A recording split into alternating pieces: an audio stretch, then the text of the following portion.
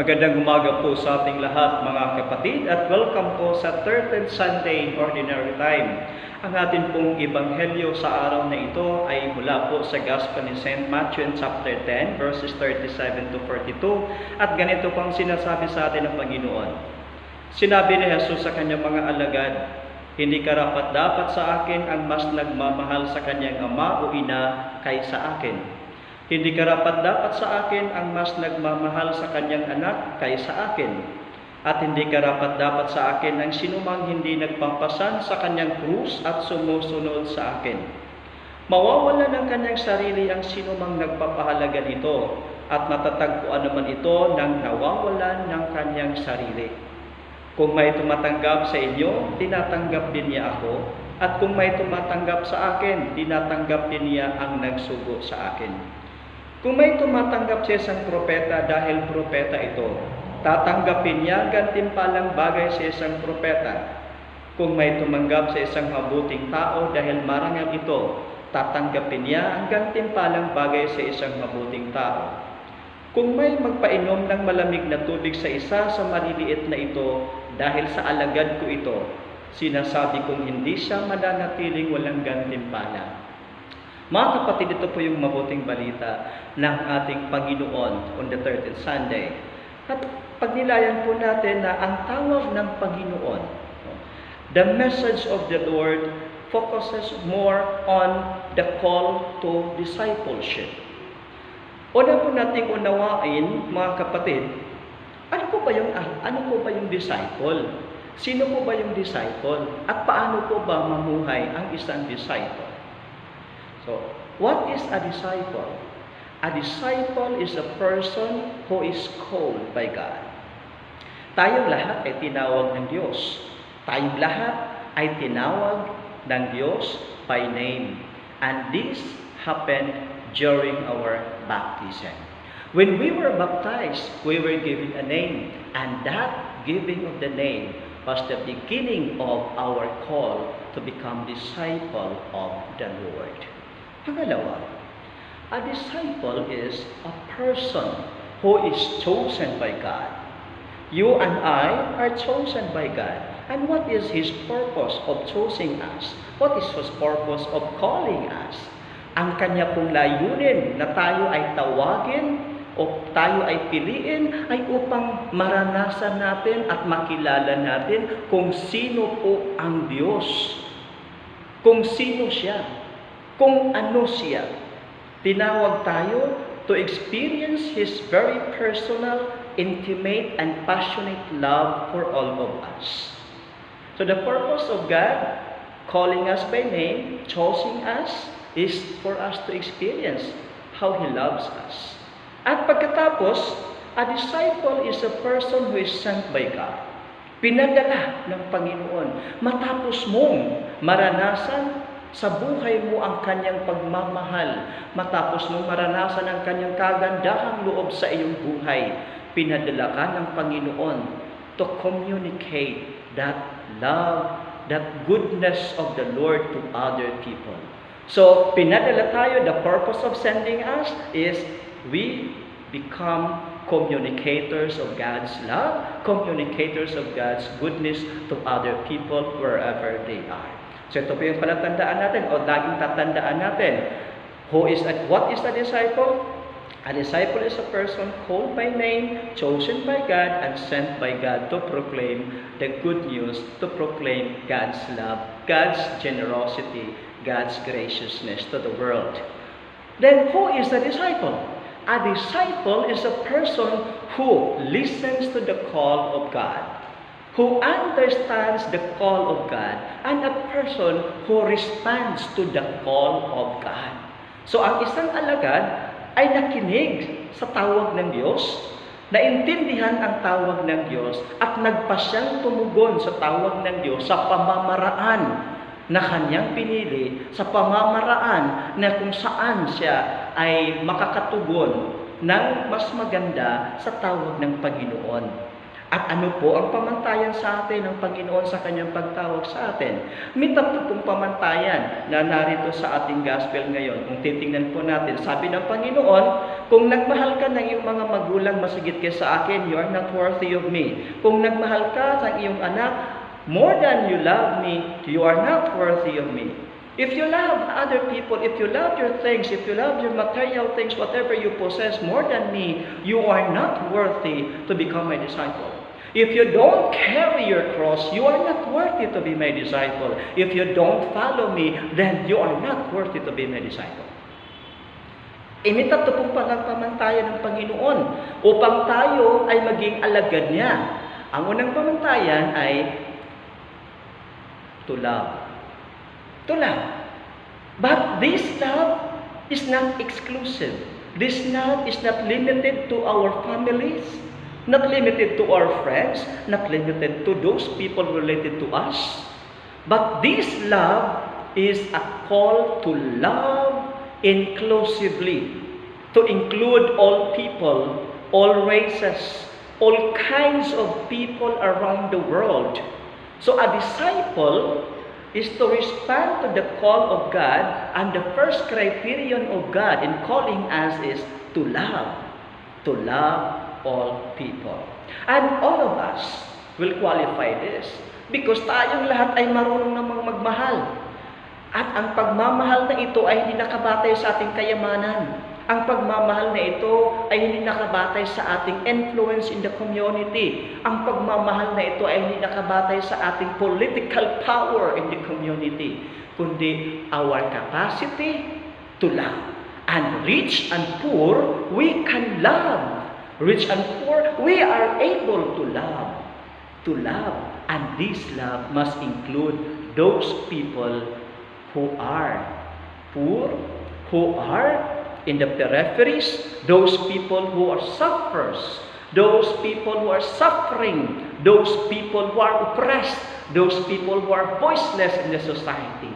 This is the first criterion of discipleship, to love. Second criterion of discipleship is, yung tinatawag ng Panginoon, carrying your cross. Marami sa atin na gustong maglingkod sa Panginoon when time is favorable. When time is favorable for us. When we feel happy and when we feel like it. So, kapag maganda ang takbo ng paglilingkod, we serve. But when time comes that there are difficulties along the way, we easily give up. We easily tell the Lord, Lord, I would stop serving. I won't continue, my Lord. Ang sabi ni Lord, if you don't carry your cross, you are not worthy of me. Remember that the cross is a symbol of sacrifice. Remember that in the cross, Jesus offered His very life. Jesus offered Himself in the cross. And because of that sacrifice in the cross, we are all saved. A disciple is a person who is called to also do sacrifice, to share the sacrifice of the Lord, to carry in himself a sacrifice, to make himself a sacrifice for the Lord, a sacrifice for the people. Kaya nga mga kapatid, the second criterion of the Lord for discipleship is carry your cross. Offer yourself in the cross. Carry your cross. Offer your sacrifices for the Lord in behalf of the people of God. Pangatlong criteria, sabi ng Panginoon, sumunod sa akin, follow me. If you do not follow me, then you are not worthy of me. Mga kapatid, we are called, a disciple is a person who is called to follow the footsteps of the Master. Our Master is Jesus. So, as the disciple of the Lord, we follow the footsteps of the Lord. And what is the footsteps of the Lord? It's a footsteps of love. The footsteps of love of the Lord for all people. So ito pala yung ating pamantayan upang tayo magiging mga alagad ng Panginoon. Marunong tayong magmahal sa lahat ng tao, magmahal kahit man hindi natin kilala yung mga tao, pag magmahal kahit hindi man natin sila gustong mahalin. Pangalawa, maglingkod. Carry your cross. Do sacrifice for other people. At pangatlo, yung sinasabi nating sumunod sa mga yapak ng Panginoon. Kaya, ang isang disciple is a person na kapag tinanggap mo si Kristo, mahubog yung ating buhay. We become formed. No, we become formed after the mind, after the heart, after the hands, after the feet, after the life of Jesus Christ. Sabi ko palang sabihin mga kapatid, kapag tayo ay alagad ng Panginoon, yung ating pag-iisip ay naging katulad ng pag-iisip ng Panginoon. Yung ating pakiramdam, yung ating puso ay maging katulad sa puso ni Jesus. Yung ating kilos, yung ating pananalita, yung ating paglilingkod ay katulad sa paglilingkod ng Panginoon. So kapag ikaw o ako ay tinawag ng Panginoon na maging alagad niya, tayo pong lahat ay tinawag na mahubog ayon sa buhay, ayon sa pag-iisip, ayon sa tibok ng puso ni Jesus, ayon sa kanyang paglilingkod. Kaya kailangan po natin mga kapatid magpasya. Meron po tayong tatlong options in responding to the call of God. We respond to God's call to love, to serve, and to follow His way through the vocation to married life. Kapag ikaw ay pumili sa bukasyon ng pag-aasawa, ikaw ay tinawag ng Panginoon upang magmahal, to be faithful partner, to be a responsible father or mother, to love your family, to take care of your children. Tinawag ka magmahal, maglingkod sa pamilya, at sumunod sa Panginoon sa kanyang paglilingkod, sa kanyang pag-aalay ng buhay. You also offer your life for your family. Pangalawang vocation where we can choose is the vocation to single blessed life. Single blessedness.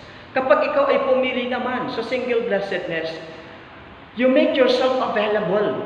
Inialay mo ang iyong buhay, ang iyong oras sa paglilingkod, sa pag-aaruga ng iyong mga magulang, lalong-lalo na kapag sila'y matanda na at may sakit na, sa paglilingkod sa iyong mga kapatid, sa iyong mga kapwa, sa iyong mga pamangkin, sa iyong mga kamag-anakan, at sa iyong Christian community.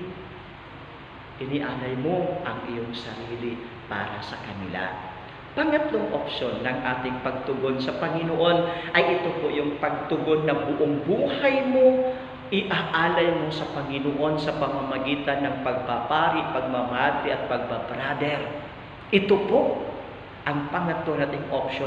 Kapag ikaw naman ay magpapari, magbabrother o magmamadre, ikaw po'y pumasok upang ialay ang iyong buong buhay sa paglilingkod. Kaya sa paglilingkod, ang susundan po natin ay ang paglilingkod ng Panginoon. Saan ba si Lord pumunta? Pumunta si Lord sa mga tao, sa mga bahay-bahay. Pumasok siya sa mga liblib na mga lugar. Pinuntahan, hinanap niya ang mga taong inaalihan ng demonyo, yung mga taong may sakit, yung mga taong nagugutom, yung mga taong namamalimos, yung mga taong may pangangailangan. Pinuntahan niya doon. Kaya kapag ikaw ay magpapari, magmamadre o magbabrother, hinahamon ka nang tumugon ka sa Diyos sa pamamagitan ng bukasyong ito. Puntahan mo ang mga tupang naliligaw, hanapin mo sila, mamuhay ka kasama ng mga tao. Smell like your sheep. A shepherd must not be away, must not be detached from the realities of the sheep. Shepherd must be with the sheep. Smell like the sheep. Kaya mga kapatid, tatlo po ang ating pagpipilian. Married life, single blessed life, tsaka consecrated or priestly life. Consecrated life or priestly life. Kaya mga kapatid, tayo po sa linggong ito, kung sa anumang bukasyon ang pinili natin sa buhay, ang ating misyon ay pagmamahal. Ipakita natin ang katapatan ng ating pagmamahal sa iyong partner, sa pag-aasawa, sa iyong pamilya, sa iyong mga anak. Ipakita natin ang ating katapatan sa pagmamahal at paglilingkod sa ating mag-anak, sa ating pamilya, kung ikaw naman ay pumili ng single blessed life. Kapag ikaw ay pumili sa priestly consecrated life, ipakita natin yung pagmamahal natin, yung buong katapatan natin sa paglilingkod sa buong simbahan. Hindi po tayo mamimili ng paglilingkuran. Hindi po tayo hinirang ng Panginoon upang paglingkuran lamang po yung mga mayayaman, kundi pati rin yung mga mahihirap.